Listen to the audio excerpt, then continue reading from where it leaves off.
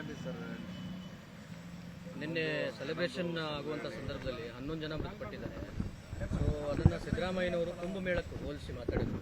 ಕುಂಭಮೇಳದಲ್ಲೂ ಕೂಡ ಡೆತ್ ಆದವು. ಅದ್ರ ಬಗ್ಗೆ ನಾನು ಏನೂ ಮಾತಾಡಲಿಲ್ಲ. ಅಂದರೆ ಸಿದ್ದರಾಮಯ್ಯನವರ ನಿರ್ಲಕ್ಷ್ಯವನ್ನು ಯಾರೂ ಪ್ರಶ್ನೆ ಮಾಡಬಾರ್ದು.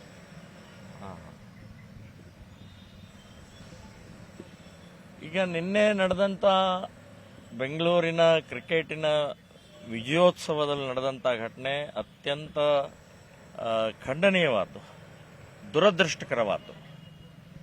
ಅಮಾಯಕರು ಪಾಪ ಉತ್ಸಾಹದಿಂದ ಒಂದು ಒಳ್ಳೆ ವಿಜಯೋತ್ಸವ ಆನಂದದ ವ್ಯಕ್ತಪಡಿಸುವಂಥ ಸಂದರ್ಭದಲ್ಲಿ ನಡೆದಂಥ ಘಟನೆ ಇದು ಬಹಳ ದುಃಖದಾಯಕವಾದ್ದು, ನೋವಿನ ಸಂಗತಿ.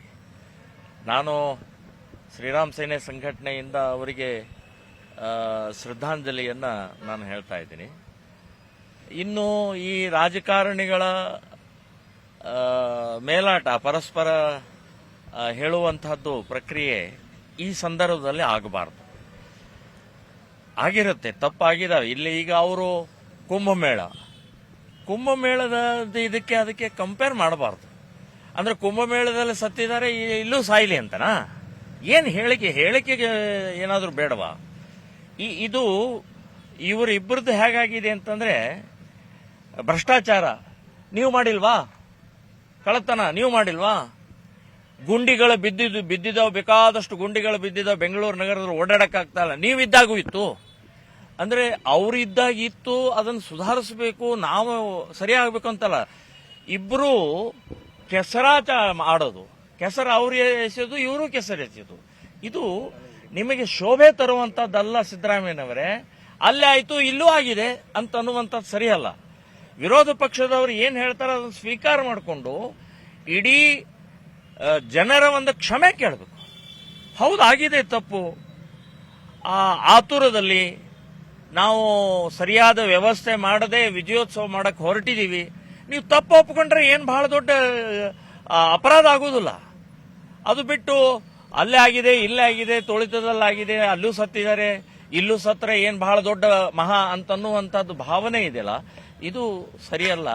ನಾನು ಇಬ್ಬರೂ ರಾಜಕಾರಣಿಗಳಿಗೆ ಹೇಳ್ತಾನೆ, ವಿರೋಧ ಪಕ್ಷದವ್ರಿಗೂ ಹೇಳ್ತಾ ಇದ್ದೀನಿ ಮತ್ತು ಕಾಂಗ್ರೆಸ್ನವ್ರಿಗೂ ಹೇಳ್ತಾ ಇದ್ದೀನಿ, ನೀವು ಪರಸ್ಪರ ಈ ಸಂದರ್ಭದಲ್ಲಿ ಅಲ್ಲಿ ಆದಂತ ಘಟನೆಗೆ ದುಃಖ ವ್ಯಕ್ತಿ ಬಾಯಿ ಮುಚ್ಕೊಂಡಿರ್ಬೇಕಷ್ಟೇ. ಇನ್ನು ಮುಂದಿನ ತನಿಖೆ ಏನಿದೆ ಅದನ್ನು ಸರ್ಕಾರ ಈಗಾಗಲೇ ಡಿಕ್ಲೇರ್ ಮಾಡಿದ್ದಾರೆ ಅಂತ ಅನ್ನುವಂಥದ್ದು ಹೇಳ್ತೀನಿ. ಮತ್ತು ಕ್ರಿಕೆಟ್ ಆಟಗಾರರು ರಿಯಾಕ್ಷನ್ ಅವರು ಬಹಳ ಅಂದ್ರೆ ಇದು ಆದ ನಂತರ ಕೊಟ್ಟಿದ್ದಾರೆ. ಅಲ್ಲಿ ಆ ಕಡೆ ವಿಜಯೋತ್ಸವ ನಡೀತಾ ಇರುವಂತ ಸಂದರ್ಭದಲ್ಲೇ ಘಟನೆ ಆಗಿದೆ. ಸೊ ಆವಾಗ ಇಮಿಡಿಯೇಟ್ ಅದನ್ನು ನಿಲ್ಲಿಸಿ ಅದಕ್ಕೆ ರಿಯಾಕ್ಟ್ ಮಾಡುವಂತಹ ಪ್ರಕ್ರಿಯೆ ಬಹಳ ಲೇಟ್ ಆಗಿದೆ ಅಂತ ಅನ್ನುವಂಥದ್ದು ಹೇಳ್ತೀನಿ.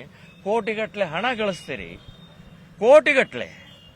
ಇವತ್ತು ಕ್ರಿಕೆಟ್ ಪ್ಲೇಯರ್ಸ್ ಇರಬಹುದು, ಅದಕ್ಕೆ ಸಂಬಂಧಪಟ್ಟಂತ ಕಮಿಟಿಗಳಿರ್ಬೋದು, ಸಾವಿರಾರು ಕೋಟಿ ನೀವು ಗಳಿಸ್ತೀರಿ.